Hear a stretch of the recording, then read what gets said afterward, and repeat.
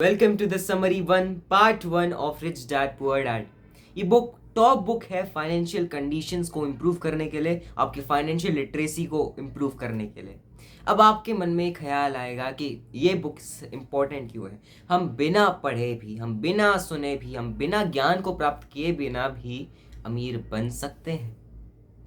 Of course कई सारे लोग बने हैं, पर आपने ये देखा भी होगा कि जिन्हें इस चीज़ का ज्ञान नहीं है, जो कि फाइनेंशियल लिटरेट नहीं है, वो हमेशा अमीर नहीं रहते। वो अमीर बनते हैं, फिर डाउनफॉल आता है। उसके कारण वो पूरे के पूरे उनका सारा पैसा, ईंधन खत्म हो जाता है। जिस व्यक्ति को इस नॉलेज के बारे में पता नहीं होता, फाइनेंशियल लिटरेसी के बारे में नहीं पता होता, फाइनेंशियल एजुकेशन के बारे में नहीं पता होता है, ऑफ कोर्स उसका सारा पैसा कभी ना कभी डूब ही जाता है, क्योंकि उसे संभालना नहीं आता।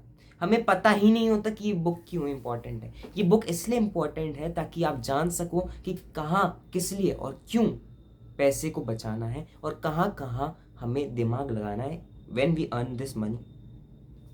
चलो शुरुआत करते हैं। पहली चीज जो कि हम सब के मन में आता है, हमें अमीर बनना है, अमीर बनना है, अमीर बनना है। पर जो अमीर लोग होते हैं वो पैसे के पीछे नहीं भागते। ये सच बात है। अमीर लोग जो होते हैं वो पैसे के पीछे नहीं भागते। They just run for their passion and they just do their work.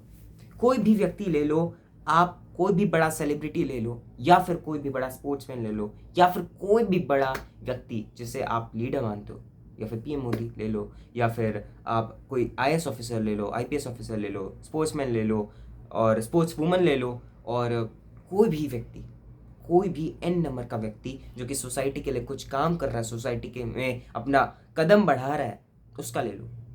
वो बस अपने काम से मतलब रखेगा, काम पर ध्यान देगा। They don't work for the money. पर पैसा अपने आप आ जाए, पैसा उनके पास, क्योंकि वो अपनी मेहनत पे काम कर रहा है।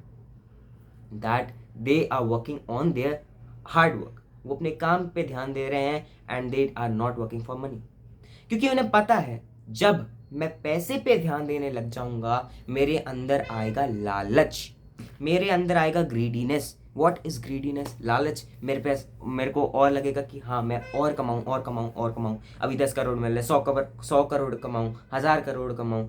ऐसे ऐसे ग्रीडीनेस आएंगे। ग्रीडीनेस आएगा तो उसे खोने का डर भी बना रहेगा। हमें जब भी लालच आता है, हमारे अंदर डर भी पैदा होता है। हमें ये लगता है कि अगर मैंने वो खो दिया तो क्या होगा। हमें खोने का डर जारी रहता है और इसी कारण हम हारने लग जाते हैं।